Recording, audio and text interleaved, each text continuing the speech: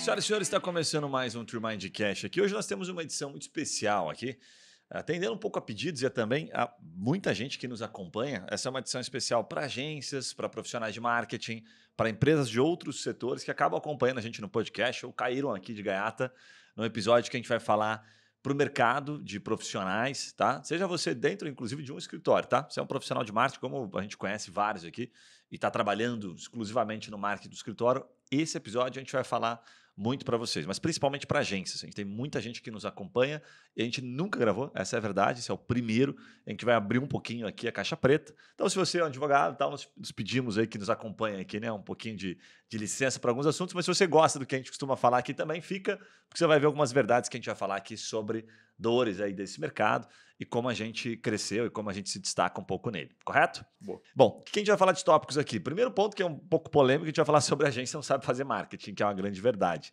Depois a gente vai falar um pouco sobre o entendimento de mercado, dados do mercado, né? Como é que a gente classifica esse mercado para entender qual que é o teu ICP, que momento que você está, que jogo que você deve jogar aí, tá? Depois, como fazer esse marketing, alguns hacks, aprendizados que a gente fez aqui. Cara, já, né, gastamos bastante tempo fazendo um monte de coisa como é que a gente faz hoje, tá? Então, alguns aprendizados, está o tempo todo mudando. Precificação, né? Vamos falar sobre isso, que é um ponto bem importante. A gente começou precificando de um jeito, né? Entregava um determinado produto, percepção de valor nos produtos. Então, o que você vende? Vende rede social, vende site, vende tudo que o cliente precisa ou vende só alguns produtos que tem uma percepção de valor maior? Cara, isso aqui dá um podcast à parte, né? A questão do branding em si e depois como tornar escalável. Né? Então, caixa, como é que eu escalo, como é que eu cresço minha operação. Vamos tentar aqui dentro de uma hora contextualizar e trazer alguns aprendizados aqui, abrindo um pouquinho para você que nos acompanha, que o objetivo é realmente gerar valor e a gente está já te antecipando, criando algumas turmas aproximando. Então, cara, eu sou um parceiro de vocês, gosto, a gente é super abordado em feiras e tal. Já ó, no final aqui desse podcast, a gente vai deixar aqui a caixinha de pergunta, manda ali o teu WhatsApp, a gente te chama, vamos criar um grupo, vamos trocar uma ideia, vamos falar. A gente está aproximando bastante, porque a gente está criando várias soluções, a gente está com tecnologia bem avançada para ajudar você que opera, que atende outros clientes, outros escritórios, tá? Porque a gente não está mais se posicionando faz um tempo já, que você deve saber que como agência, nós somos software, tecnologia, voltada para vendas e marketing. Então, a gente tem um monte de solução que provavelmente você não conheça, tá? E aí a gente consegue dividir tudo que a gente sabe para você crescer como agência e, em contrapartida, usar aqui um pouco da nossa expertise, certo? Boa. Tô com o Vitão aqui que sempre me acompanha, vai ajudar a destrinchar, o cara tá quase, né, praticamente desde o primeiro dia aqui na empresa, então sabe tanto quanto eu. Bora, Vitão, fazer acontecer, entregar esse volume, então? Entregar Bora. essa qualidade aí de informação pra galera? Bora, vamos pra cima. Cara, o primeiro ponto aqui, rapidamente, né? Eu coloquei isso mais pelo polêmico que ele é, né? A agência não sabe fazer marketing. O que você acha, mano? Cara, eu acho que não sabe por uma questão agora de posicionamento, né? Não sabe o que tá querendo oferecer como marketing, de fato. E, ao mesmo tempo, marketing jurídico, especificamente falando, porque a gente vê muita agência genérica, né? Não genérica, mas eu digo assim, o cara é generalista. Ele atende o Mini Preço, ele atende o Condor e ele atende o escritório de advocacia lá do Nelson Williams. Então, assim, esse cara, ele não se preocupa agora em entender, às vezes, as especificidades do mercado que ele atua. Então, esse cara, às vezes, atua para o médico e para o advogado. Os dois têm regulamentações éticas dentro de um código lá, enfim, do CRM, ou até no caso da OAB aqui, e o cara não se preocupa em entender isso. Então, ele entende que o posicionamento do médico, do advogado, tudo que seja regulamentado, é só branding, é só posicionamento de marca. Então, não pode ser agressivo, não pode ser aquilo, o cara se limita e não consegue entregar valor para o cliente dele. Então, dessa forma, eu vejo que a agência não tem esse direcionamento do que, de fato, seria o marketing que o cara procura e que gera resultado para ele, né? Boa. Cara, assim, ó, complementando o que você falou, tá? De maneira objetiva, tentando já dar uma dica. De todo o marketing que a gente já fez, se fosse para escolher um hoje, a gente já teve bastante resultado em alguns momentos, como, por exemplo, Instagram, outras redes sociais, LinkedIn, que procuravam e tal, mas a maior parte do tempo, nesses quase 5 anos aí de TreeMind, a gente não teve resultado nenhum, essa é a verdade. Do marketing, quero dizer, do ponto de vista de social media, tá? Mas o que deu boa? Case sucesso. Então, para dar uma dica prática aqui, rápida, cara, é case. Tem um case, tudo dá para você transformar em case, né? Vou dar um exemplo assim, a gente está com um produto novo que está fazendo um puta sucesso aqui, que é o pré-vendas. Que a gente praticamente atende todos os casos, leads que chegam e agenda a reunião, deixa a bola pronta para o advogado fechar o negócio. Esse produto está sensacional. Cara, a gente teve casos aqui que na primeira semana o cara fez 4, 5 reuniões e fechou 2 contratos, entendeu? Então, isso é um case, Qualquer situação, qualquer feedback que você recebe, caramba, você gerou uma campanha para o cara de uma determinada causa e teve um número X de leads, o cara já fechou um contrato na primeira semana, transforma isso num case. Isso, cara, foi o que mais gerou consistência por um período, porque é só uma questão de quando vai cair, de quando vai dar ruim, porque você continua fazendo aquilo, você vai aumentando, né? Tentando tracionar, tentar trazer mais pessoas que te acompanham através desse tipo de divulgação, e chega uma hora que dá ruim, como no nosso caso, em várias situações. Então, a gente já teve situações do Instagram, nossa, caramba, quanto lead vindo aqui, quanto lead qualificado, e aí, de repente, você amplia aquilo ali, daí você vai tentando mudar alguma uma coisinha, inventa moda em alguma coisa na hora de fazer, e cai de novo. Aí volta de novo e faz o processo de novo. Essa é a verdade. Mas das coisas de marketing, não sei se você vai lembrar de alguma que você quer compartilhar. Dentro de social, cara, ao meu ver, a que mais eu vi fazer sentido para social media foi essa, divulgar case. Cara, eu vejo que o case foi uma virada de chave muito grande. Eu lembro que a gente já fez algumas estratégias meio malucas, né? Eu lembro que a gente fazia uma época só os cortes do podcast. Então, tipo assim, a gente Boa, botava só verdade. os cortes do podcast. Em dado momento funcionou, só que às vezes é uma questão só de consistência demais que, tipo, cara, não tem tanta mensagem tão massa assim para trazer. Então eu vejo que o que faz a diferença, até por uma questão lógica, que assim, o insight que a gente teve do case foi do corte do podcast foi, cara, o conteúdo em vídeo ele tende a engajar mais. Foi quando a gente já virava essa chave antes, mas para nós sempre fez muito sentido os criativos serem em vídeo, né? Porque eu vejo que tem agência que faz muito criativo em estático, tipo assim, o cara vai lá, faz o case, por exemplo, mas ele impulsiona o case estáticozão, assim, pode funcionar, mas eu vejo que tem mais permeabilidade de fazer algo de vídeo, fazer um bagulho de vídeo. Então, falar até do próprio case, como a gente faz nos nossos casos, dentro de um vídeo para impulsionar, né? Cara, sempre vídeo, né? Prioriza vídeo, pelo amor de Deus. Para ficar fácil aqui de entender. Prioriza vídeo. Primeiro porque você vai conseguir entregar muito mais valor. Se você, mas eu não sei gravar, não falta tempo. Isso é tudo desculpa que você dá, entendeu? Faz a porra do vídeo. Se você olhar os vídeos lá no começo, você vai ver que os vídeos eram horríveis. Eu gravava com o meu celular, tinha um tripézinho na mesa, o áudio horrível, e postava, e foi assim que nos trouxe até aqui. Então, para de dar desculpa e faça, né? Desculpa o francês aqui, mas faça a porra do vídeo logo. Senta e faz o que tem que fazer. Priorize em vídeo, você vai conseguir entregar mais valor. Um ponto bacana, assim, antes de falar do entendimento de mercado, é que tem a questão de como fazer o match, né? O que a gente já fez. Então, teve uma época, por exemplo, que gravava os podcasts, depois gravava os vídeos. Cara, isso dá trampo pra caramba, dá um baita de um trabalho. O que eu particularmente acho que funciona? Funciona aquilo que você consegue encaixar na sua agenda e ter consistência. É melhor você repetir aquilo que você tem consistência, tipo, eu consigo fazer isso aqui toda semana. Ótimo. Então não fica inventando moda, vai fazer um planejamento agora do 2024, o cara sai colocando, não, eu vou fazer 30 posts orgânicos e não sei o que, e vídeo e podcast, e não consegue fazer 20%. Por quê? Porque não consegue encaixar na agenda. Então, separa um tempo da semana, você tem que ter um tempo dedicado para o teu marketing, beleza? E o segundo ponto é, como é que eu otimizo o máximo, aumento bastante essa performance dentro desse tempo que eu dediquei? Qual que é o encaixe que a gente tem nesse momento? Tá? Nesse momento, por quê? Porque a gente está o tempo todo mudando e a gente já quer aprontar mais coisa para o ano que vem e talvez isso mude um pouquinho. Mas esse momento que vem funcionando há mais tempo nesse formato que eu recomendo. A gente para uma vez por semana. Já vi gente fazendo podcast de uma vez só. Eu já fiz isso em outro projeto e não recomendo, porque você cansa. O segundo, terceiro podcast, você já não está mais com a mesma intensidade, eu não curti tanto, tá? Agora, uma vez por semana, a gente para um horário pré-definido, convidados ou time interno. Então, vai alternando. Pautas, você trabalha com a pauta antes, então vai jogando pauta ao longo da semana. Pô, que insight legal, vai ouvindo o podcast, vai consumindo e vai anotando para você ter insights, para você ter ideias, tá? Não deixa para fazer isso em cima da hora, porque não vai ser uma coisa legal. Você tem que ir trabalhando aquilo, né? Matutando na tua cabeça. E o que a gente faz? Grava o podcast, então nesse momento nós estamos gravando aqui, isso vai para o YouTube, né? Aí deste áudio a gente gera ele para plataformas de streaming, né? Hoje as plataformas de streaming também tem vídeo, então não dá para dizer que é só áudio, também vai o vídeo lá para dentro. A gente pegava os cortes, tirava daqui do podcast, mas a gente começou a perceber que ficava meio sem sentido. Teve uma época que a gente tirava os cortes e eu gravava a entrada. Falava, pô, galera, acabamos de gravar um corte, um podcast, olha que bacana esse corte. Mesmo assim, o corte às vezes ficava muito longo, não era legal, não sentíamos que aquilo tinha uma aderência bacana. Paramos de fazer isso e hoje o que a gente faz? Termina o podcast, tá fresco na memória, a gente grava cortes convidando para o podcast e esses cortes ficam nas redes sociais. Isso vem funcionando legal, tá? Vem performando bem. A cada, 10 chamadas de 1 minuto e meio que a gente faz, 10 não, vou até ampliar um pouquinho. A cada umas 20, uma puta super em placa e vai legal. e aí a gente impulsiona aquela para reforçar o nosso branding, tá? Então, traz mais gente, mais seguidores, isso vem se mostrando eficiente, tá? Mas é uma estratégia que a gente tá o tempo todo trabalhando, tentando mexer nela. Então, termina o podcast, grava pelo menos 5, que aí você tem para alimentar uma por dia, praticamente. Todo dia você tem um cortezinho. Então, se você olhar aqui, né, na sequência da Trimite, você vai perceber, inclusive, pela nossa roupa, puta, esses caras gravaram esses cortes no mesmo dia. Então, você gasta um pouquinho mais de tempo depois e alimenta a tua rede social, teu YouTube, teu podcast, numa sentada só, 1h30 ali, mais pauta e tal, umas 2 horas, mais ou menos 3 horas. Numa semana você vai fazer um marketing super autêntico, super legal. Fato. Lembra de alguma coisa mais sobre isso, mano? Como a gente faz hoje?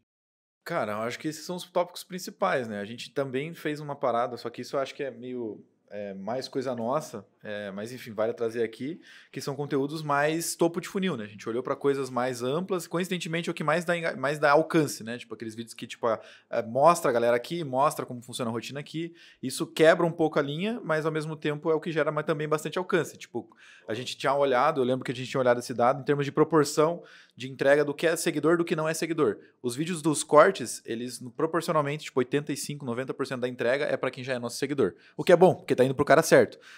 E esses vídeos que, tipo, conheça a TreeMind, alguma coisa nesse sentido. Entretenimento, assim, quase. Exatamente. Né? E aí é tipo 90% não seguidores. E aí isso também tenta fomentar um poupouquinho a galera que não nos conhece, a olhar, cara, quem são esses loucos aqui, e daqui a pouco eles caem num lugar artesão, caem numa coisa que tem preparo e tem, enfim, fundamento para entregar pro cara.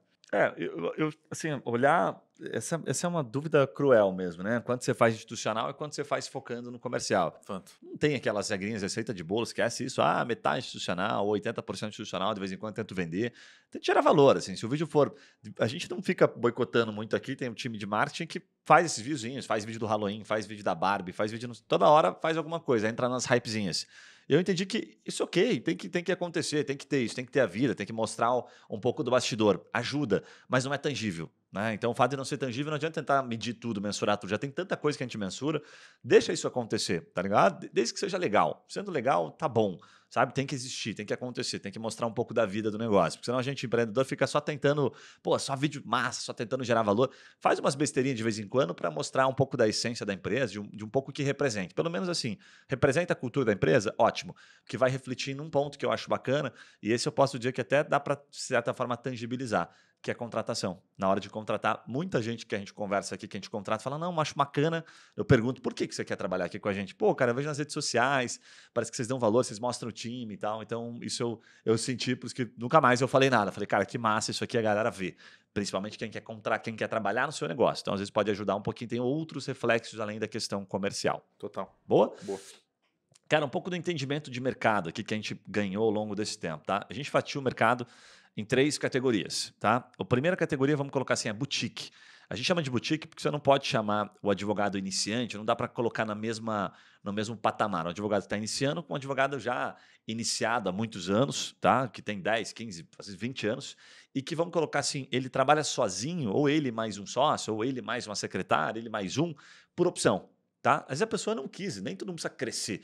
O cara não quis, o cara quer ficar na boa, o cara já ganhou a grana dele, ganha os seus 15, 10, 20, 5, o que seja, e tá tudo bem para ele. Não quer passar pela dor do crescimento, quer contratar gente, quer treinar time, cultura, enfim, todos os desafios que a gente tem no dia a dia. Então esse cara é chamado de boutique.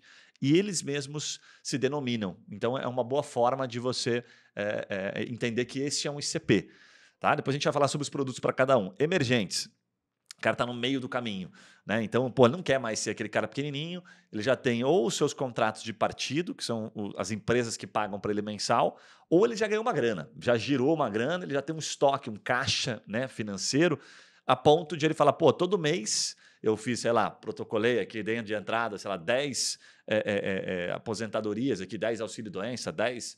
Você entender aí como um caso que você tem aí, um produto do seu escritório, e vim de maneira consistente. Todo mês colocando 10, agora eu tenho a cada, sei lá, todo mês entrando aquelas 10 ações que eu fiz lá 1 ano atrás ou 2 anos atrás, todo mês entra 50, 70, 80, 100. Então o emergente ele vai a partir de 50, tá? E ele vai escalando em termos de valor. É um escritório que geralmente tem mais do que 5 pessoas ou a partir de 5 pessoas. Então ele tem um sócio, 2 advogados, uma secretária, alguém no comercial, ou alguém no marketing. Ele está contratando sempre pessoas, né, meio camaleões, assim, né, coringões que fazem um monte de coisa. Então é um cara que está crescendo, é um cara que está contratando. Esse cara já tem um senso de de urgência, não. Como é que você fala mesmo sempre quando a gente fala? Consciência? De consciência, senso de consciência legal, uma percepção de consciência sobre, inclusive, marketing digital, porque geralmente ele teve que fazer alguma coisa. Então, começa a ser um perfil de cliente bacana, que ele já entende, pô, aqui não é tão fácil, para chegar nos 50 também foi difícil, né? Nos 50, no 80, no 100. Então, ele já dá valor e é um cara mais ativo, um cara que está mais disposto a errar, paga, não deu boa, ele entende que tem um risco na parada, ele estava o tempo todo, né, oscilando. Ele tem as suas peculiaridades, mas é isso aí. Então, o emergente é a forma como a gente chama. E o terceiro são as grandes bancas. Puta, esses são faturamentos milionários. Né? Esse vai, sei lá, dos 50, né, de 5 pessoas a 5 mil. Né? Então, tem muitos escritórios gigantescos aí, essas são as grandes bancas. É um mercado muito mais restrito, é muito difícil vender para esses caras, essa é a verdade. Eles têm marketing interno, eles têm, a gente contratou, a gente gravou um podcast esses dias, Lobo de Riso, né? Acho que era o Lobo de Riso. Junto com o time da Preâmbulo, e que a gente estava com o CMO, inclusive era o Sérgio. Tosini Freire, Tosini. Não, Tosini Freire, é o Sérgio, né? Tosini Freire, é isso mesmo. O Sérgio, um abraço pro Sérgio, inclusive. Cara, assim, ó, sensacional, sensacional. Os caras têm 1.500 pessoas no time e ele é um cara, basicamente, um CMO, que é um Chief Marketing, né, Officer, ali, que é o cara que manda no marketing do escritório, ponto. Então, o CMO do escritório. Porra, é um termo comum em escritório de advocacia? Não é. Essa é a verdade. Então, e o cara está numa operação bastante complexa, falou sobre inbound, falou sobre funil, tá super legal. Inclusive, lá no podcast da Preâmbulo, a gente puxou esse podcast junto com eles. Dá uma olhadinha pelo Instagram da Preâmbulo que você vai curtir. A gente gravou, entrevistou e ele conta como é que funciona a operação de um CMO, de um diretor de marketing, assim, colocando de maneira mais simplificada, se você não conhece esse termo CMO, dentro de um escritório de advocacia. Então, isso é um pouquinho de como a gente entende o mercado. Você lembra de mais algum ponto, Maninho? Cara, eu acho que é só um complemento do entendimento do porquê entender, é porque, cara, dado que você entende, você cria produtos para específicos, porque o cara tem uma necessidade específica. Como que falou que o nível de consciência de um cara que é boutique, se faz necessário alguns produtos que o cara que é emergente não tem a mesma dor. O mesmo produto não resolve o mesmo problema, ou pelo menos não da mesma forma. Então, dado esse entendimento, é o que você quer fazer, o que você quer oferecer para o cara, que de fato mais vai encaixar para um perfil de cliente ideal. Então, às vezes o cara tem um produto lá que oferece muito sentido, faz muito sentido para o cara que é boutique. Ou tem um outro produto que faz muito sentido para o cara que é emergente ou até para a grande banca. A grande banca eu vejo que é o mais difícil de entrar, né? Porque não é igual uma grande empresa que tem várias grandes empresas e que tem necessidades diferentes. A grande banca ela é muito restrita de entrar pelo mercado mesmo. Eu vejo que os caras são muito fechados, né? É difícil de conseguir essa conexão. Mas se você conseguir pegar, é um projeto para a vida, né? Então, tipo assim, é um cara, é um cliente só que você vai ter. E dessa forma vai descendo, né? E tem um negócio interessante, você tocou nesse ponto, ó, a gente tem assim, que são parceiros nossos, inclusive, né? Tem algumas empresas que são de agências dedicadas ao mercado, tem a Let's, que a gente conheceu, tem o Bruno Bon, que é um super parceiro e tal, um abraço pro Bruno também. E eles são dedicados em escritórios, cara, mais tops, grandes bancas. Os caras não trabalham. Pensa assim, ó, se você jogar o jogo do mais baratinho, vamos colocar do ICP inicial, do escritório boutique, você não vai jogar o jogo da grande banca, sabe? Não dá para atender as duas coisas, é muito difícil, essa é a verdade. Ah, eu só quero escritório emergente. Daqui a pouco a gente vai contar qual que é a cilada que existe aqui dentro também. Mas esses caras, por exemplo, Let's Martin e Bruno Bon, né, que tem a BBDE, se não me engano é a BBDE, é isso mesmo, eles atuam em escritórios mais tops. Então eles têm, cara, tickets, né? Eu posso falar aqui porque a gente já teve intimidade suficiente, mas tem caras que pagam 15, caras que pagam 20, caras que pagam 30 mil por mês. Ok, mas eles têm poucos clientes que pagam mais. É uma escolha, tá? É uma decisão que você acaba tendo que tomar. Porque você vai ter que pagar mais pro seu time, não vai ser um time júnior, não vai contratar estagiário para atender esses caras. Então, tem algumas peculiaridades que mudam completamente o teu jogo, tá? Agora, para a gente entrar num tópico aqui que é bastante amplo, é a questão da percepção de valor dos produtos, né? Dá para falar em produtos para esses públicos aqui. Uma parada que a gente aprendeu recentemente, né? Quando a gente saiu de agência, a gente montou o software. Então, pô, a gente está trazendo quase 1.000 clientes novos por mês sendo cadastrados no nosso software para tomar lead, para tomar casos. Essa é a verdade. Então, foi uma estratégia de marketing que funcionou para caramba. E esses caras entram e a gente vende para eles, se relaciona e depois vende para eles e a venda está sendo super bacana. O que a gente aprendeu? Como software, a gente achou que tinha mais essa, vamos colocar assim, essa tranquilidade de atender um grupo maior. Então, a gente, além de abrir para o boutique, que foi um dos que a gente mais vendeu, a gente também vendeu para o emergente, grandes bancas e tal. A verdade é, cada um desses caras merece uma atenção especial, que foi um primeiro erro. Né? Não dá para você atender com a mesma dedicação um cliente boutique, vamos pegar um escritório que está te pagando, sei lá, R$2.000 por mês, e um escritório que está te pagando 5, ou um escritório que está te pagando 2, mas que pode se tornar um de 10. Você tem que separar esses caras. Né? E aí pode ter escritórios, advogados que estão nos acompanhando e falam, porra, então é assim que vocês pensam? Na verdade, o próprio advogado faz isso. Né? A gente não pode ser hipócrita em qualquer lugar. Né? No banco é feito assim, nas companhias aéreas é feito assim. Né? Quem paga mais exige, né, um pouco mais de atenção, e só se você for burro, você não dá atenção, então você tem seu escritório, faça isso, aproveite, não cometa os mesmos erros que a gente, porque esse cara pode ficar muito maior dentro da tua operação, né? E o que manda é um cliente de longo prazo. Então, se você der atenção para ele, esse cara pode de 2 passar por 10, cara, vale 5 daquele que custava 2. Então, o primeiro ponto é separar, é dedicar o tempo na proporção daquilo que você é remunerado na prática. Tá? E aqui tem uma máxima de mercado que, infelizmente, ela reflete, mas que ela não é pejorativa, mas que ela reflete que, assim, quanto menos, os clientes que pagam menos tendem a encher mais o teu saco, pegar mais no seu pé. E por que isso acontece? Porque o cara está numa situação, ele está numa posição de mercado que ele vende almoço ou paga janta, ele precisa. Né? Se ele investiu 500 ou se ele investiu 2.000, para quem está começando, para quem está naquela fase em que a grana é curta, né? Cara, esse cara vai exigir. Ele vai exigir, às vezes, mais do que aquele que te paga muito mais. Porque o que te paga muito mais, ele entende o jogo. O cara que está emergente, é uma grande banca, ele fala, se eu perder 5, perder 10 aqui, tudo bem, tá? Não vai me matar. Então ele não vai te exigir, mas ele vai te cortar, mas ele vai esperar você entregar o resultado para ele. Já o pequeno não, ele vai te pagar 1.000 e vai ficar no teu pé. Então, é um jogo um pouco diferente. Né? Daqui a pouco a gente fala sobre como vender e se você consegue. Eu só quero vender para o grande, então já que você me falou que é ruim vender para o pequeno. Não é bem assim. Para vender para o grande, você tem que ter um brand, tem que ter um certo histórico, senão você vai se bater, vai ficar tentando vender, o cara não vai te comprar e você não vai saber por quê. Ele vai preferir comprar um player um pouco maior. Total. E até os caras que têm carteira mista, né? Então cobra um pouco mais caro e o cara cobra um pouco mais barato. Se você dá o mesmo nível de atenção, em algum momento, talvez o cara que paga mais caro e perceber isso, ele vai falar, então vou pagar mais barato, porra. Por que eu vou pagar mais caro se o atendimento é o mesmo? E aí você fala assim, então vou pagar mais barato, então. Porque, tipo, se é a mesma coisa que eu recebo, então eu que sou otário de pagar mais caro, né? Se você não souber separar na hora da entrada, não dá para você cobrar, que é uma cagada, né? Cobrar mais caro, cobrar de acordo com o freguês, né? Não pode, aí é cagada. Então, a gente mesmo, no nosso software, não fazia essa separação. Então, nessa fase que a gente ainda está, né, validando para caramba, botando muito cliente para dentro, então a gente vendeu produtos que eram completamente inadequados para um cliente top. Um cliente top, assim, que poderia gastar, sei lá, 10 por mês, gastou 2.000. E aí, esse cara não vai ficar. Nem o grande vai ficar, porque a gente não deu atenção devida para ele na proporção, e nem o pequeno. Mas nessa fase, a gente fez pensando num público maior. Então, a gente fez pensando no boutique. No máximo até o emergente, a gente fez isso, não vou dizer proposital, mas a gente sabia que estava olhando para o mercado que era muito maior. Né? Porque a gente não trouxe um dado aqui que é importante, mas vamos lá. 90% do mercado é o boutique. 90%. Inclusive, quando você mandar lá, tem interesse em quero fazer parte do grupo, quero trocar uma ideia, quero me aproximar de vocês, eu mando o material que a gente tem aqui, que separa em áreas de atuação nível Brasil, separa em tamanhos de escritório, o que são boutiques, os que não são e tal. Eu revisitei esse material esses dias. Cara, 90%, é pequeno. Então, desenvolvi uma solução massa aqui para o escritório boutique, top, você tem 90% no mercado. Eu só quero atender o emergente. Então, já fique sabendo que nas suas campanhas, quando você quiser trazer o cara que fatura a partir de 50, eles vão ser minorias. Então, né, eles são minorias. Você vai ter que investir muito para ter um volume legal desses caras que faturam acima de 50, para daí você vender para alguns deles. Então, para escalar nesse público aqui é muito mais complexo. Por isso que não é tão lógico assim, só vou atender o grandão. Então tá bom, então vai vender só para o grandão. Você vai ficar muito restrito, a tua venda provavelmente não vai justificar uma escala, depende do que você considera escala, tão bacana assim. Boa? Cara, agora dos produtos, o que acontece? A gente, no começo, assim, a gente fazia tudo, né? Então, o cara pagava uma mensalidade, lembra até hoje, né? Quando a gente deu o primeiro salto, que era 990, isso há 4 anos atrás, e entregava tudo pro cara. Então, redes sociais, SEO e tudo. Na época, 990, vai lá, 4 anos atrás, pode não parecer, é como se fosse uns R$2.000 hoje, né? Uns 1.500, 2.000, né? O que acontece? Qual é a cagada? Primeira cagada, não tinha como fazer upsell. Você entregava tudo, vai fazer upsell do quê? Então, nem sabia o que era upsell, né? Vamos colocar assim, né? Imaginava assim que, lá na frente eu me viro e tal, subestimava isso, não dá para você fazer upsell.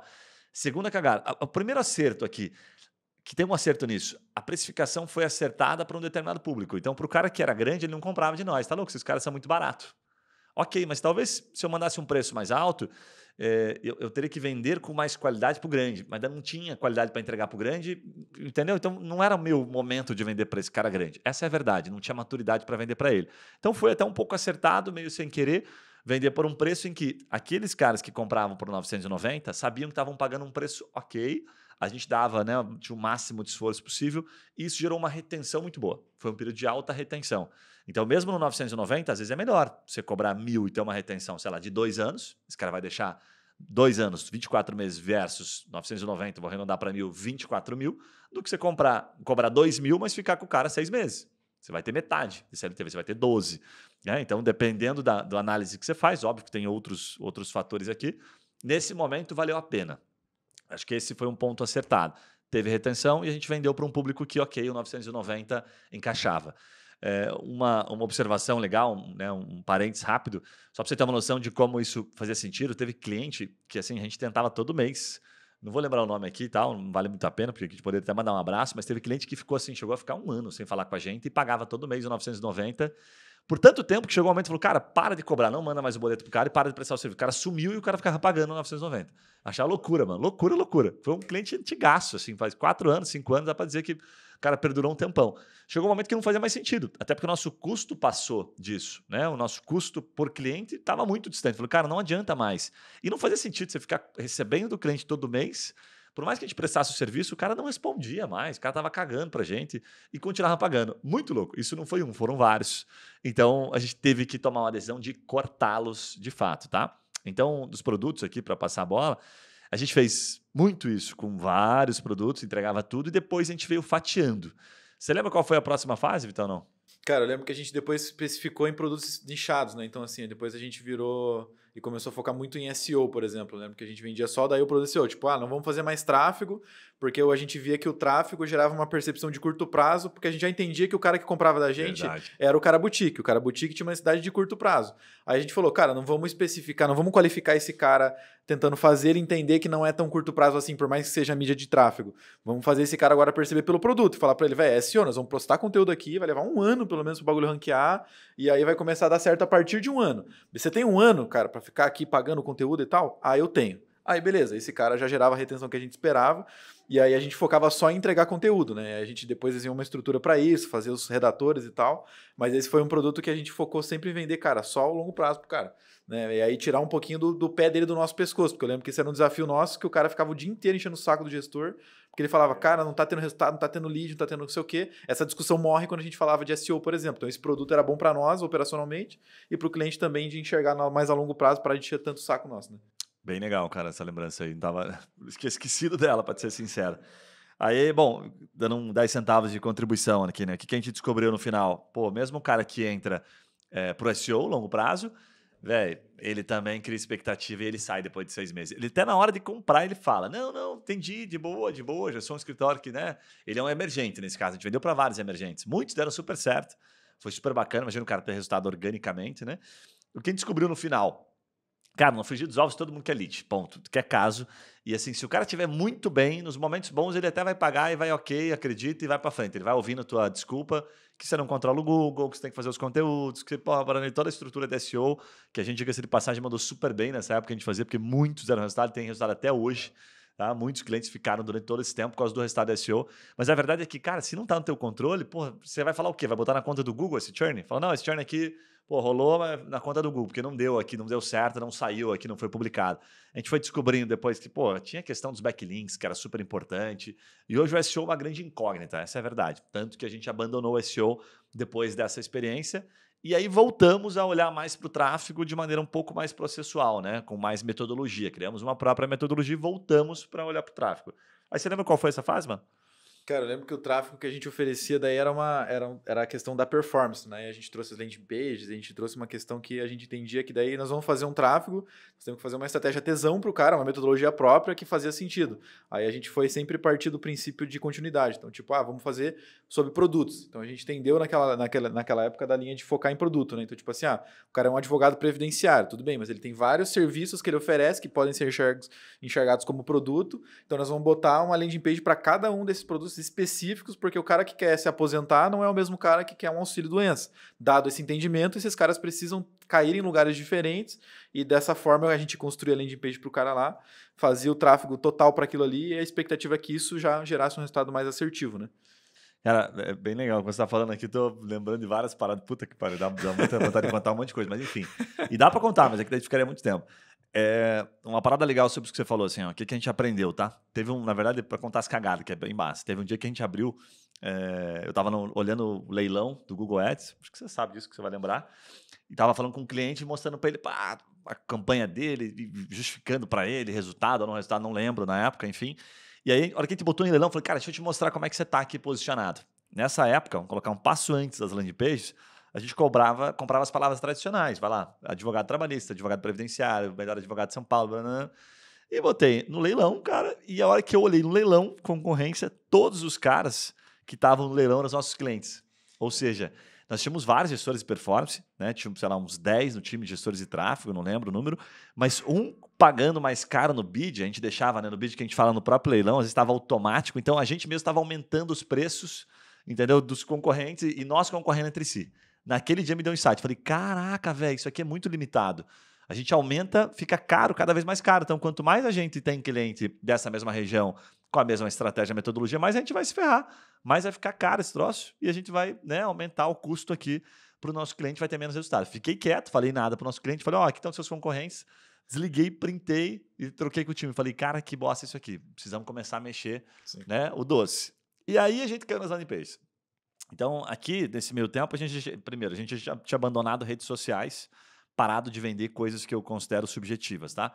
Eu separo o marketing de duas formas, o que é subjetivo e o que não é. Para mim, subjetivo é tudo aquilo que alguém consegue dizer que tá feio, que nada a ver, que ficou ridículo o trabalho que você fez, ou que é uma bosta mesmo e você não pode falar nada. Isso é subjetivo, tá? Por quê? Porque é gosto. A rede social, eu não gostei dessa cor aqui que você colocou. Vai falar o quê? É gosto, a rede social é dele, então isso é altamente subjetivo. Total. O que não é subjetivo é aquilo que às vezes o advogado não consegue dar aquele pitaco e não consegue manjar muito, entendeu? Puta, aqui a parte técnica, o Google Ads, você vai lá e explica pro cara, né? Ou constrói algo que é um pouco mais técnico. O cara, por mais que ele conheça um pouquinho, cara, você tem uma discussão um pouco mais técnica que vai te respeitar como especialista. Essa é a verdade. Então a gente começou a abandonar questões que eram muito subjetivas, até por entender que, pô, foi aquele momento, aquela enxurrada, também tem um pouco da pandemia aqui, né? Os sobrinhos se formando em marketing digital e entrando e falando, não, rede social, deixa comigo, a precificação caiu. Então, senti muito esse impacto, assim, de rede social, você está negociando com o cliente e fala, não, mas tem uma pessoa aqui que me ofereceu por R$ 300, ele faz um post por semana. Você fala, cara, competir com uma empresa, o cara que está em casa, que tem um notebook, então a porta de entrada ficou muito ampla e a gente caiu fora. Essa é a verdade, saiu matando. E aí entra as landing pages.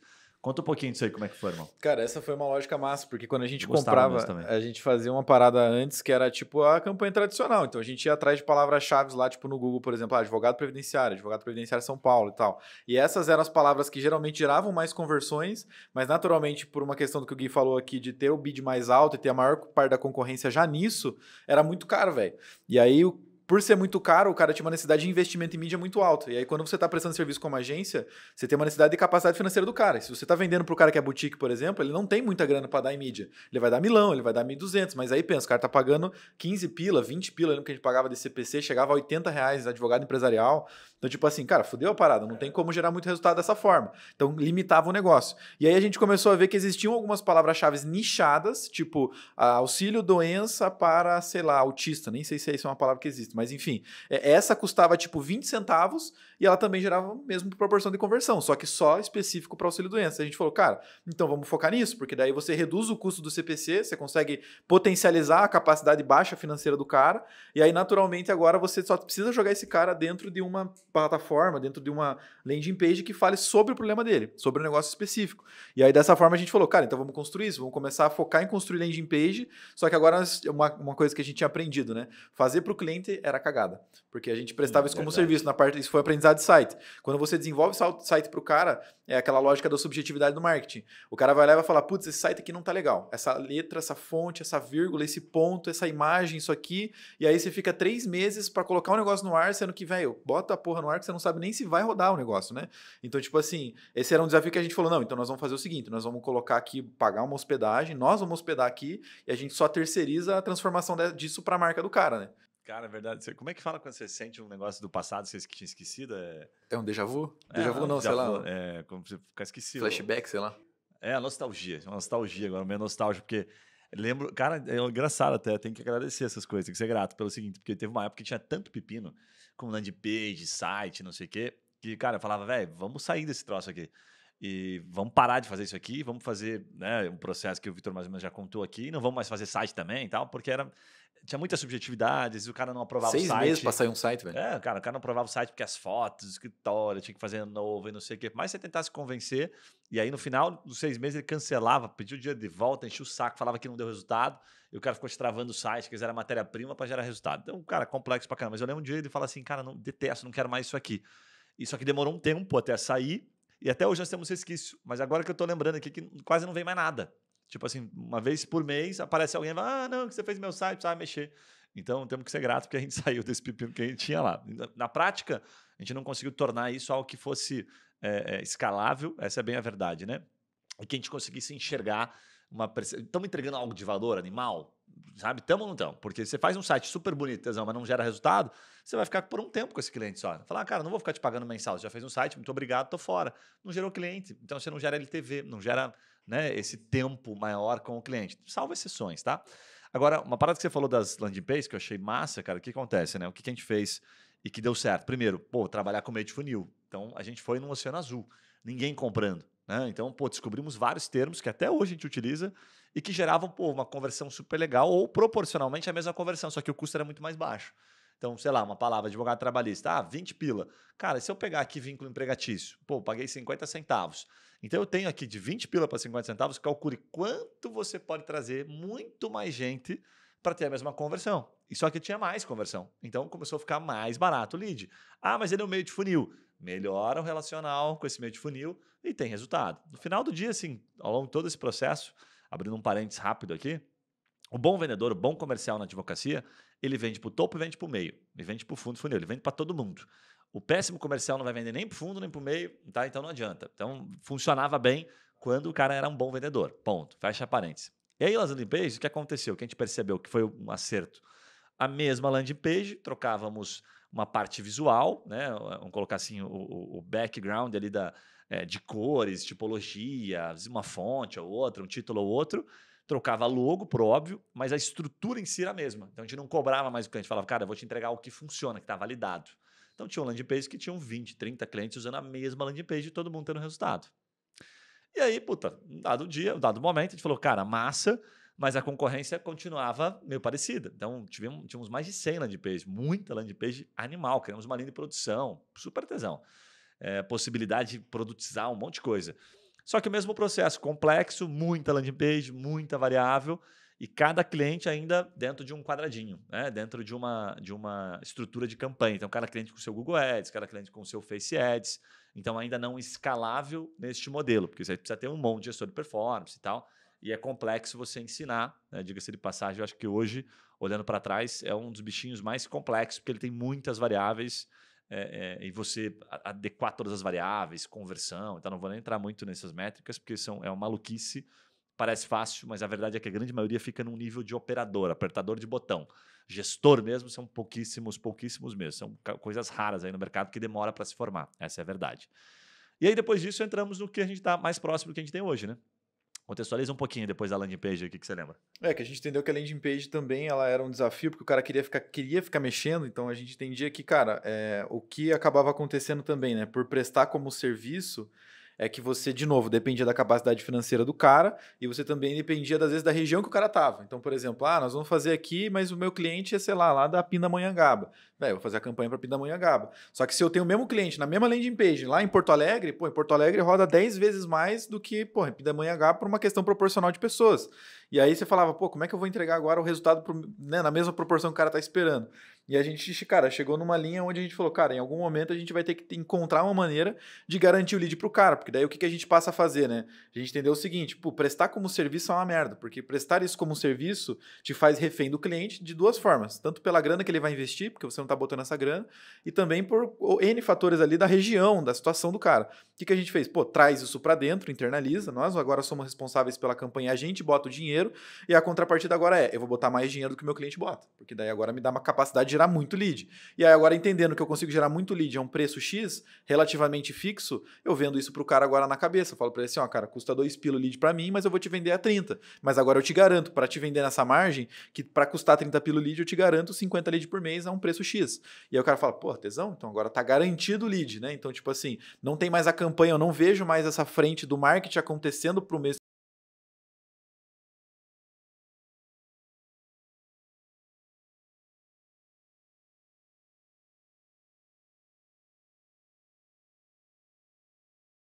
Estou oferecendo ali, tipo, ó, eu te garanto a parada e você está me comprando 50 leads. É isso que você está comprando. Você não está comprando campanha, você não está comprando gestor, você não está comprando nada. Você está comprando o lead. E aí o cara fala, beleza, então agora só tem que esperar o lead chegar. E aí a gente imaginava, pô, 50 leads todo mês, velho. Imagina isso. Vai dar boa, né? Porra, cara, você vai imaginar assim, antes o cara não tinha nem 10, nem 15, porque investia 500 pila por mês. Agora o cara vai ter 50 por mês, velho. Pô, como é que ele não vai fechar contrato? Vai ser um tesão, vai ser um golaço, certeza. O cara vai fechar pro contrato pra caramba. Mas aí a gente viu depois o que aconteceu, né? O que acontece, né? Em 3 meses, aí tem um ponto bacana, se abrir um parênteses, né? Quando a gente conseguiu enxergar que isso valia a pena, até para dar em contextos rápidos aqui, né? Mas em abril a gente codou o software, em maio a gente lançou internamente, em junho a gente lançou para o mercado. Internamente quero dizer para os clientes, abordamos todos os clientes de uma carteira, ficamos com medo de gato pingado, porque a grande maioria a gente já fazia campanha, gerava o lead para o cara, vamos supor aqui um exemplo, a 5, 10 pila, e de repente a gente chegou para ele e falou, ó, cara, não vai mais rolar esse formato, a gente se transformou numa empresa de tecnologia, de software, agora eu te vendo o lead por 50. Ele falou, cara, não quero,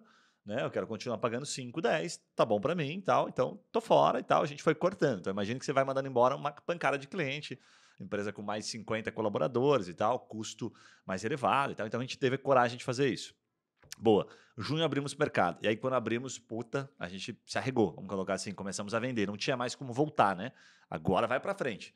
Então, chegamos a bater meses, até o mês de setembro, que a gente daí, outubro, a gente mudou completamente, dependendo do momento que você está ouvindo isso, tá? Outubro de 2023, a gente mudou completamente o formato, né? Não mudou completamente, mas mudou mais uma vez o formato que a gente já vai contar, né? A gente chegou a vender mais de 80 contratos mês, 80 clientes novos por mês, trazendo quase 2 mil leads no mês. Já teve mês que, porra, passou 2 mil leads, nem tinha capacidade para atender tanto lead, né? O time comercial abarrotando o lead lá, fazendo 200 e poucas videoconferências no mês e vendendo para 80 contratos. Então, eliminou uma puta objeção. Essa é a verdade. Então, o cara chegava aqui e dizia, cara, esquece tráfego pago, você não precisa investir mais nada disso, velho. Você compra o lead direto aqui e te dá um lead com exclusividade, entendeu? As outras plataformas não te dão exclusividade. Então, escalamos pra caramba, trocamos a base de cliente em 3 meses. Sensacional. Vendo por esse lado, sensacional. Quando fechou o ciclo de 3 meses, o que a gente entendeu? Esse é um cara de um ICP, e aí é legal porque, acho que, não sei se hoje estava numa reunião, que momento foi, mas já ouvi várias vezes. O cara que está comprando lead, ele compra ele entende que você tem que entregar, ele está comprando uma expectativa muito mais alta. Comprando um contrato. Cara, ele entende que o lead tem que vir qualificado, velho. Ele tem que, assim, conversa 2, 3 coisas e toque o contrato e me pague para eu te atender. E aí, negão, que a gente vai descobrindo que, puta, não é bem assim. Então, na prática, o lead que a gente capta como marca Trimind é o mesmo lead que você, né, agência de marketing, ou que o próprio escritório está fazendo, é o mesmo lead. Qual é a diferença? É a tratativa com esse lead no final das contas. A gente passou a ganhar como software nesse spread. Custo do lead para a gente, quanto menor o custo e maior o preço que eu vendo lá na ponta, o valor do lead, mais a empresa lucra, fatura. E aí a gente, porra, caiu nesse dilema. Então eu vou pegar o mesmo lead e vou entregar. O problema é o mesmo na prática, tá? O mesmo problema que a Jus Brasil tem, que todas as empresas que operam da mesma forma têm. Qualificação, né? Que a gente vai falar um pouco sobre isso. Mas na prática, o advogado aqui, né? Tem muito cliente que adorou esse formato, que está até hoje. Ele adorou, por quê? Porque, cara, ele já sabia vender. Falou, cara, animal, não preciso mais ter agência de marketing, o risco está todo do lado de vocês. Né? No mês da Black Friday, agora novembro, por exemplo, aumentou pra caramba o custo do lead. Dane-se você tem que me entregar o que você prometeu lá atrás. É 50 leadzinho que eu quero aqui, a 50, 60 pila, tchau, acabou. Né? Então tem vários clientes que compram bastante e que usam e que adoram e não querem sair desse formato. Tá ótimo, porque, né, para eles funcionou legal. Mas por quê? Consciência. Eles sabem como vender, sabem que eles vão ter que falar com 200 para fechar 20, para fechar 10, mas compensa o ROI. Né? Eles têm essa paciência e, principalmente, eles são escritórios emergentes. Tem gente no comercial, eles sabem como funciona um funil, tá? O escritório boutique, para ele, não deu boa, tá? E aí a gente entendeu que, puta, peraí, vamos mudar mais uma vez. Então, que faz que nós estamos hoje? Aí paramos, em outubro a gente sempre faz por quarter, vamos olhar o que deu certo, fizemos uma análise de cohort, né, que a gente chama, fatios públicos, e entendemos o seguinte, o escritório emergente, para esse cara aqui, ele não quer a mesma coisa que um escritório, não precisa da mesma coisa, né? O que a gente começou a vender que está indo super bem, está super legal e voltando a acelerar bastante também, é a reunião pronta. Então, basicamente, o que a gente chama de pré-vendas. Então, nós temos um time hoje interno de advogados e todo lead que cai para esse cliente de contrato pré-vendas, ele é qualificado. Qualificado de que forma? Vai até a reunião. Então, isso matou a pau. A gente fala com o lead, né, no momento em que ele quer falar. E a gente descobriu um monte de verdades nesse mercado. A primeira, cara, os caras não atendiam o cliente da forma correta, não sabiam fazer uma simples abordagem, um script. O advogado acha que está fazendo um favor, às vezes, de atender o cliente. Ele não responde o cliente na hora que o cliente quer ser respondido. Às vezes porque ele é pequeno, está em audiência, está, sei lá, cumprindo um prazo, está enrolado. Às vezes não está com paciência, porque tem que ter paciência para atender esses caras. Né? Pega cliente, sei lá, de aposentadoria, caras que estão, sei lá, num BPC, que não sabe escrever, o cara manda um áudio. Você tem que conversar, tem que gostar de falar com gente, essa é a verdade. Então, esse formato, ele tá fadado a ter sucesso com um percentual pequeno de clientes. Essa é a verdade. E aí, o que nós olhamos? Falou, cara, e se a gente qualificar e deixar a bola quicando, botar a reunião no seu escritório? Será que dá boa? E aí descobrimos que, porra, dá boa pra caramba numa categoria.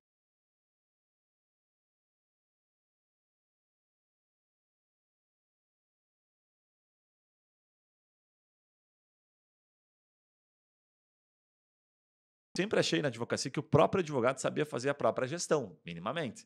Porque ele sabe que ele vai fechar uma causa agora, sei lá, de vínculo empregatício e que aquela causa vai entrar o dinheiro daqui 5 anos. Cara, ele não sabe. Essa é a verdade. Né?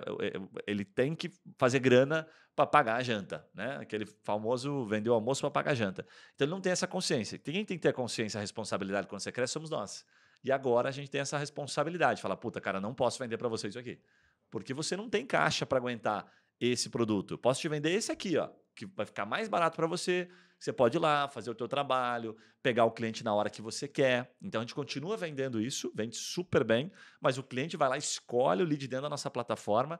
No momento ele tem os créditos dele, é exclusivo, né? Essa continua sendo um diferencial, mas no momento que ele pode falar com o lead. E pasme, a grande maioria ainda, infelizmente, erra no básico. Erra no básico. Isso é normal da advocacia, é intrínseco ao plano da advocacia.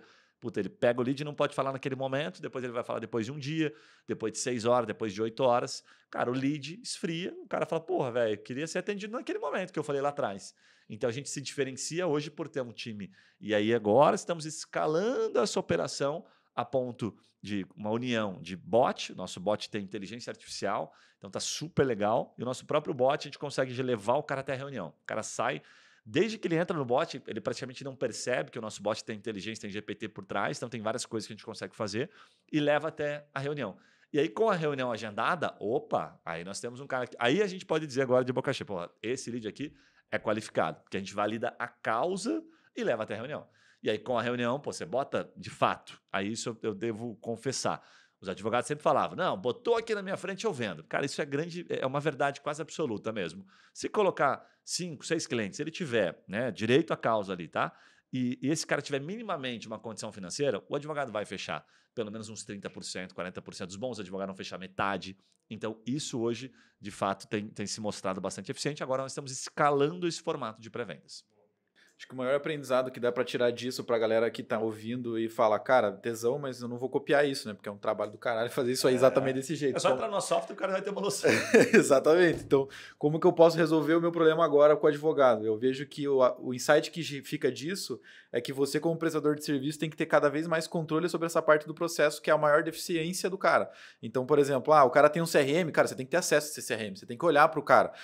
Se você não sabe, ou se você busca saber, tipo, ter um script, ajudar o cara a agregar materiais para esse cara conseguir saber fazer a parada, já que você não vai fazer por ele. E ficar no pé do cara, ao mesmo tempo, na mesma proporção que ele fica te enchendo o saco que o lead não é qualificado, fica no pé dele falando, mas você tá usando o script, você tá fazendo as paradas, você tá fazendo os follows, você tá fazendo isso, você tá fazendo aquilo, tá movimentando no CRM, porque dessa forma assim você consegue ficar pegando na mão do cara e ao mesmo tempo você demonstra que você tá numa relação quase como se fosse sócio do cara, né? Tipo, você tá querendo fazer assim, velho, eu quero que você feche contrato, porque se você não fechar contrato não vai fazer sentido a nossa parceria de uma maneira geral. Então, tem que cada vez mais ter controle sobre o processo, que eu vejo que muita agência erra nisso, que é tipo, gerei o lead e fica nisso, tipo, não recebe nenhum feedback disso. Então, tipo, cara, tem que ter um CRM minimamente, você tem que olhar pra isso, o cara movimentou, porque às vezes o cara fecha contrato e ele não fala pra você, mano, porque daí ele só quer reclamar, ele só quer falar que tá ruim, entendeu?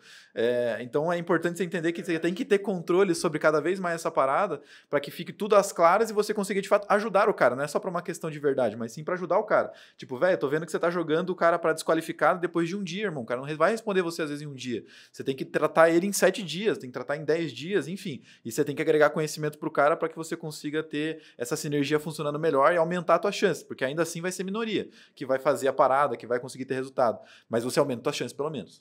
A gente tem o controle, por exemplo, né, desse formato pré-vendas, porque é o nosso time, e aí com inteligência, automações, que os cards, pensa num fluxo de CRM, assim, num formato Kanban, tipo Trello, Pipefy.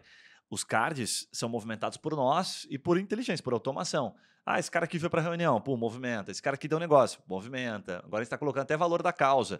Então a gente consegue. A gente amarrou o cara, falou, velho, tá aqui, você fechou 3 contratos esse mês. De 90 leads aqui, 30 passaram para essa fase, eram qualificados, e 30 eu consegui gerar 12 reuniões. Então você está fomentando o CRM. Puta, isso resolve um problemaço e gera no cara algo que é foda de se livrar depois. Que é o hábito, né? Fala, porra, os caras estão resolvendo uma parada. Agora entendi aqui, né? A questão da venda, o comercial.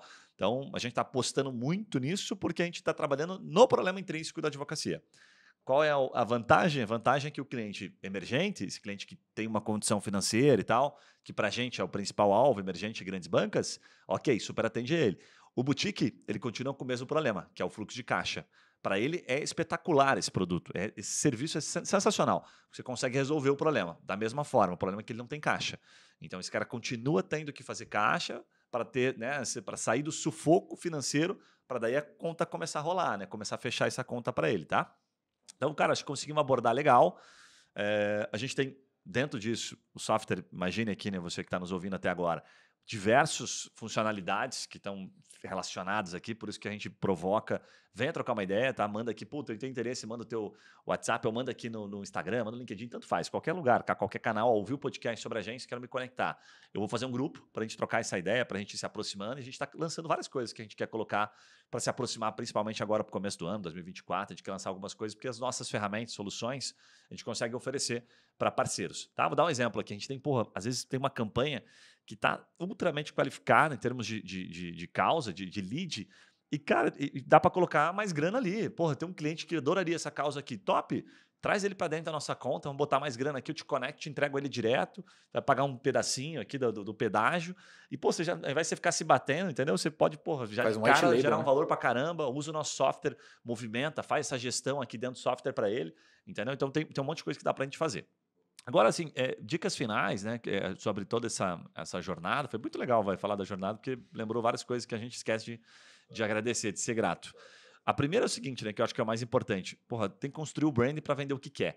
A gente brinca, às vezes, é uma pura realidade. Estava almoçando com um brother hoje. Ele falou, cara, mas o que vocês estão fazendo agora? Eu falei, agora estamos vendendo isso aqui. Ele falou, pô, mas há 6 meses vocês não estavam vendendo isso aqui? Tava. Ele falou, porra, caraca, velho, vocês são corajosos mesmo. Sim. Por quê? Porque a gente construiu o branding. Então, essa é a verdade. A gente vende o que quer porque tem muita gente nos acompanhando e muita gente há tempos consumindo. Então, o cara sabe que a gente está o tempo todo tentando melhorar, tentando, né, tá inovando. Então, vender o que quer passa por construir brand. Tem que ter autoridade para fazer isso. Tem que ser sério no mercado. Muitos casos, a gente devolveu o dinheiro. Muitos clientes, por óbvio, quando você atende muito cliente, você aprende isso, são putos, não tiveram resultado. E com razão, né? Eu também já contratei advogados que não tiveram resultado, contratei outras empresas, prestadores de serviço, e esse é o jogo. Mas a gente está aqui sempre de cara limpa e tal, então você tem, tendo a grande maioria que fala, pô, esses caras são sérios, esses caras não estão de brincadeira, é branding, é força por trás da marca. E essa força por trás da marca te permite vender o que você quer. Essa é a verdade. Então, quando cai um cliente aqui que vai comparar, às vezes com agências menores, ou com o sobrinho, com alguém assim, a gente traz uma solução que, pô, bate mesmo e mostra pro cara, ó, tá aqui, pega os telefones aqui de todos esses cases aqui, são mais de 4 mil clientes dentro do software, pô, tem um monte de gente aqui ultramente satisfeita. Liga para esses caras. Fica uma objeção muito pequena para você vencer. Então, construir a marca é fundamental, faz toda a diferença. Maninho, sobre time, alguma dica que tiver em mente, assim, de bate-pronto, que eu falei sobre time no começo? Cara, eu vejo que são dois caminhos que você pode escolher, né? Depende daí de como você vai atender o teu projeto. Se você vai pegar as grandes bancas, já se faz necessário de largada. Na largada, você ter gente sênior. Então, tipo assim, quanto mais caro você for cobrar, maior, como a gente falou, vai ser o teu atendimento, maior vai ter que ter a sua percepção tanto de entrega, tipo assim, o cara já tem que achar um tesão logo de cara. Então, não tem muita margem para erro. Já dado que não tem muita margem para erro, pessoas mais avançadas, pessoas mais maduras em termos de entrega, de fazer e ter experiência com isso, se fazem necessárias. Aí você tem uma necessidade de ter um custo muito alto. E de já largada, contratar gente sênior, contratar gente plena. Se você for trabalhar com produtos mais simples, cara, você pode ter um júnior e você tem margem para errar, porque o cara não está pagando tão caro assim. E você consegue construir e educar esse cara e criar ele dentro de casa. Você consegue ter essa facilidade. Vai muito do que você está pensando, porque daí é meio frustrante, na verdade é contraintuitivo você pensar assim, cara, eu vou atender uma grande banca, mas eu vou colocar um monte de estagiário aqui e a parada vai dar certo logo no primeiro mês. Cara, não faça isso que vai dar merda. Tipo assim, com certeza, porque o estagiário é um estagiário, velho. Você não tem como botar na culpa no cara, porque, cara, ele tá ali para errar, para aprender. E aí ele vai errar e ele vai aprender. Só que leva um tempo, pelo menos aí 1 ano, para ele se tornar o que o pleno vai ser. Então, se você tem esse 1 ano, teu cliente toparia pagar, beleza. Se não, faz sentido você já antecipar e, cara, pagar um pouco mais caro para pegar alguém mais pleno, mais sênior no mercado e não queimar a cara, né, de cara nesse sentido. Boa. Cara, acho que 2 dicas complementares aqui, ó, que assim, que até me perguntaram essa semana, falou: "Ah, cara, como é que eu faço?" Acho que foi o Daniel que me perguntou: "Como é que você faz para, como é que você entende, né? Porque isso aqui eu tô mudando o tempo todo, o tempo todo. Cada vez que eu estudo sobre isso, leio um livro, como a gente leu agora, né, o Ciência das Vendas e tal, puta, vem e mexe completamente na cabeça. A evolução é muito, a verdade é que ela é uma constante, né? Não é algo estático aqui sobre pessoas, porque as pessoas estão mudando, né? Mudando no sentido de, puta, velho, pós-pandemia e tal, o povo não tem mais paciência, quer que seja legal, tem que ser bacana o tempo todo, essa é a verdade. Tem que ter propósito, tem um monte de coisa, tem um monte de variável nisso. As pessoas têm ciclos às vezes, pô, tá legal, daqui a pouco não tá mais. Então é bem complexo isso, a verdade é que é bem complexo. Mas 2 coisas que hoje eu não subestimo mais, que acho que essas não mudam no tempo. Primeiro, treinamento. Pô, botou o cara sem treinar, ferrou.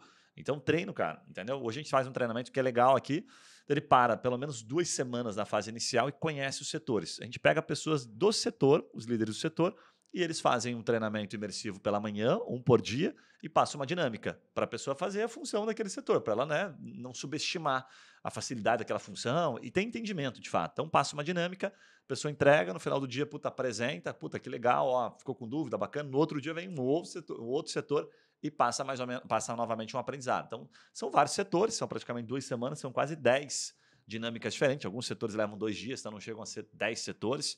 Então a gente treina as pessoas. É completamente diferente porque aí eles conseguem entender. Antes de eles botarem a mão na massa, eles enxergam a empresa. Falam, opa, caramba, que legal, não fazia ideia que isso aqui era desse jeito. Quer dizer que o cara aprendeu? Não.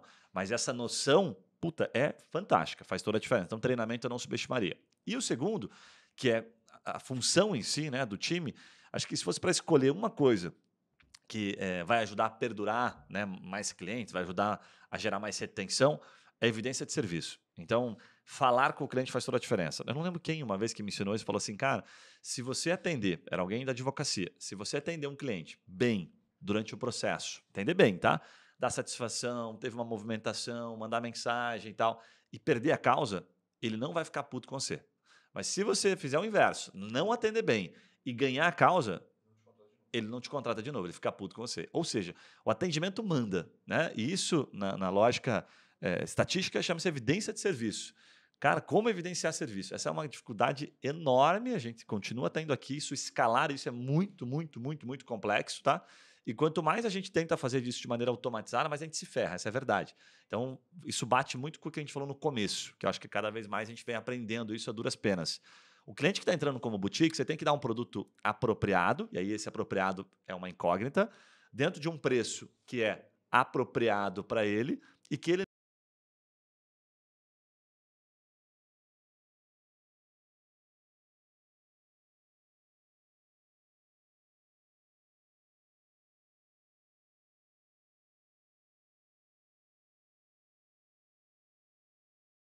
Então você entende, está tudo bem para você, beleza? A gente entende, né? Porque todo mundo aqui tem. O segundo pilar é aquele que, pô, o cara está pagando um preço mais alto. Cara, então, e esse equilíbrio de preço é uma incógnita. Se o cara paga 1.500, pô, peraí, velho, quero falar com alguém. Então não dá para você cobrar pouco achando que, não, eu tô te cobrando pouco aqui, porque não é pouco o cara que está nesse perfil, nessa faixa. Então é muito complicado, você vai ter que cobrar um preço, achar o preço, né? Meio que a Smart Fit encontrou, o que a Netflix encontrou.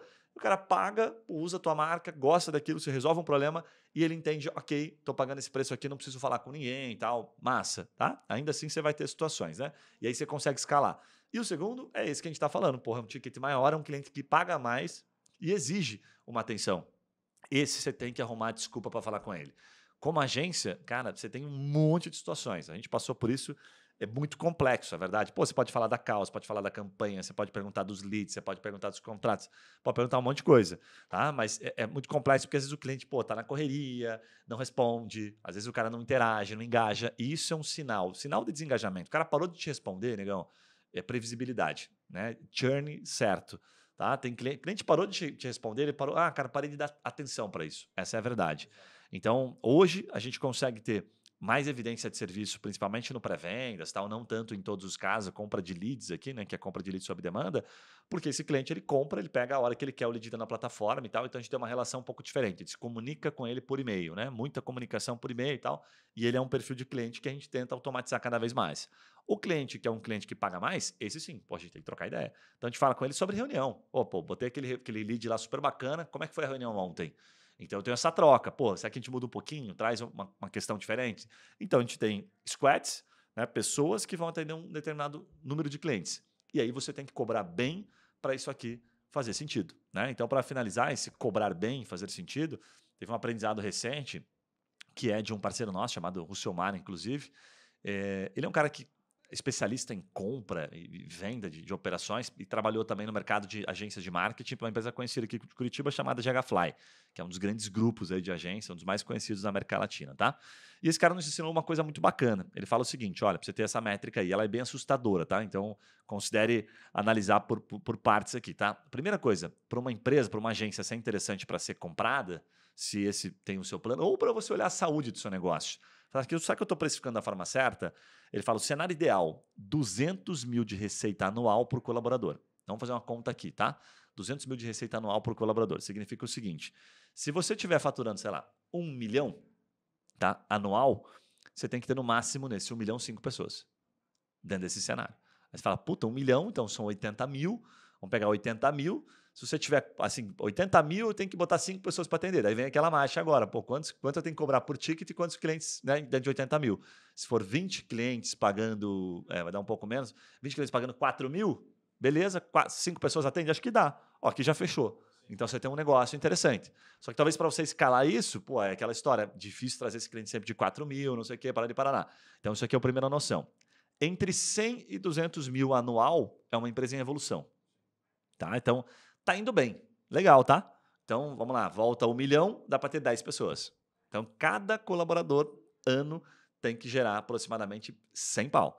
Isso para que a conta feche, porque aí depois no final você sabe, na última linha tem que ter lucro, tem que ter uma lucratividade. Isso a gente não está falando um lucro absurdo, estamos falando um lucro líquido que sobra na última ponta, 20, 25, 30% de uma empresa de serviço é ok, é aceitável. Para alguém olhar e falar, pô, que legal, você tem um negócio massa na mão. Senão você fica só gerando dinheiro, essa é a verdade. E aí você não gera valor na sociedade, porque teu negócio não vai perdurar, teu negócio não vai crescer, você não vai escalar, tá?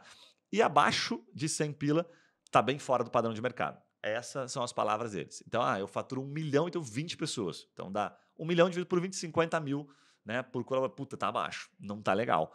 Mexe no doce aí, O negócio tá muda inflado, a né? precificação, porque você não tem um negócio em tese lucrativo, tá? E provavelmente não tenha de fato, porque você, quando fizer a conta, né? Você pegar assim, ó, exemplo dessa conta rápida aqui.